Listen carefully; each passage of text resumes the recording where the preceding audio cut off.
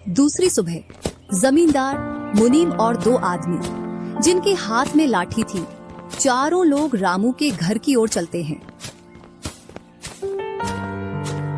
जैसे ही रामू के घर के पास पहुंचते हैं तो जमींदार और दोनों लोग थोड़ी दूर रुक जाते हैं। अरे रामू भैया, बाहर निकलो, मैं पास ही के गांव से आया हूँ। जरूर, जमींदार होगा। मैं आज गेट खोलूंगा ही नहीं। मैं तुम्हारी ससुराल से आया हूँ। तुम्हारे ससुर साहब ने तुम्हारे लिए कुछ रुपए और कुछ आभूषण भेजे हैं, क्योंकि बुढ़ापे की वजह से उनसे यहाँ तक आने की नहीं बन पा रही थी, इस वजह से उन्होंने मुझे भेजा है। इतना सुन रामू के मन में लालच आ जाता है और वे फटाक से गेट खोल देता है। कहाँ है पैसे और धन? क्या तुम्हारा ही नाम रामू है? हाँ, मेरा ही नाम रामू है। कहाँ है धन? यही पास में रखा है, चलो दोनों उठा लाते हैं। वह मुनीम के साथ चल देता। थोड़ी दूर चलने के बाद मुनीम जमींदार जी को बुला लेता है। जमींदार और दोनों लोग रामू के पास आ जाते हैं। लाओ, मेरे पैसे लौटाओ, ब्याज समेत। मैंने आपसे पैसे नहीं लिए। ये ऐसे नहीं मानेगा। अब तुम दोनों के हवाले करता हूँ, तुम चाहे जैसे इससे पैसे निकालो।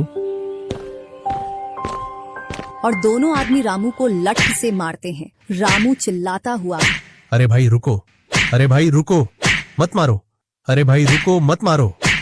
इधर वह दोनों रामू में दे लठ बरसा रहे थे। तभी राजू गेट खोलकर देखता है तो रामू पर कुछ लोग लठ से वार कर रहे थे। तो वह दौड़कर उनके पास आता है और बोलता है, अरे भाई रुको। इस रामू ने आज से 5 महीने पहले मुझसे पैसे लिए थे। जब लौटाने की बारी आई तो बहाने कर रहा था। कितने पैसे हैं? 2000। रुको, मैं लाता हूँ।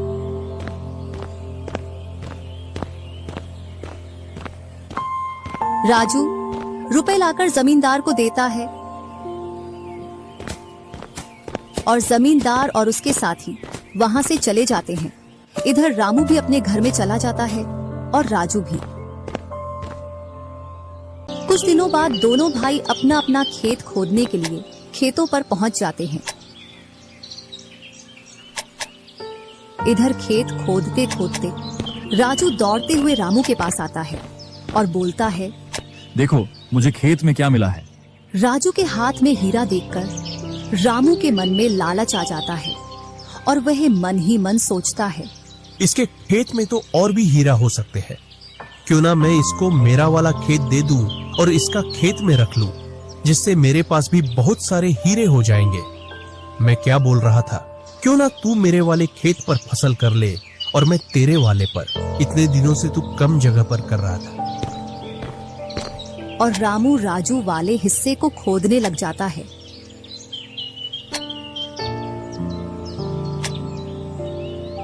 शाम तक पूरे खेत को खोद देता है, लेकिन उसे उसमें कुछ भी नहीं मिलता और थका हारा घर पहुंच जाता है। आज पूरा खेत खोद दिया, लेकिन फिर भी एक हीरा नहीं मिला, जबकि राजू ने खेत का एक कोना खोदा था, उसमें ही उसे एक हीरा मिल गया। अच्छा, आप अगर ऐसे ही मेहनत करते रहे तो एक दिन आपको भी बहुत सारे हीरे मिलेंगे। बातों ही बातों में रामू की नींद लग जाती है। तब वह बोलता है, आज जैसी नींद मुझे कभी नहीं आई। हाँ, अगर तुम ऐसे ही मेहनत करते रहे तो आपको रोज ऐसी नींद आएगी। और रामू उसे वर्ष राजू की तरह अपने खेतों में मेहनत करता है और दोनों की फसलें बराबर निकलती हैं, जिससे रामू के चेहरे पर अलग ही चमक दिखती है। एक दिन चारों लोग साथ में बैठकर खाना खा रहे थे। क्या सच में उस दिन खेत में से हीरा निकला था? हाँ भैया, निकला था ना। जो आज आपके घर में, उसकी वजह से कई सारे हीरे रखे हैं। इतने में ही रामू की पत्नी बोलती है, वह तो नकली था, आपसे काम करवाने के लिए। इसी प्रकार बातें करते करते चारों लोग अपने अपने घरों में जाकर सो जाते हैं। सुबह होते ही तुम दोनों को राजा साहब ने राजमहल बुलाया है। वह दोनों भाई सेनापति के साथ चल देते हैं। अब पता नहीं कौन सी आपदा आ गई। कुछ नहीं, कुछ अच्छा काम होगा, तभी तो हमें बुलाया है। दोनों राजा के पास पहुंच जाते हैं। हमने सुना है इस वर्ष तुम्हारी फसल सबसे अच्छी निकली है और आपने इस बार सबसे ज्यादा राजकोष में कर दिया है। इसी का आप दोनों को इनाम दिया।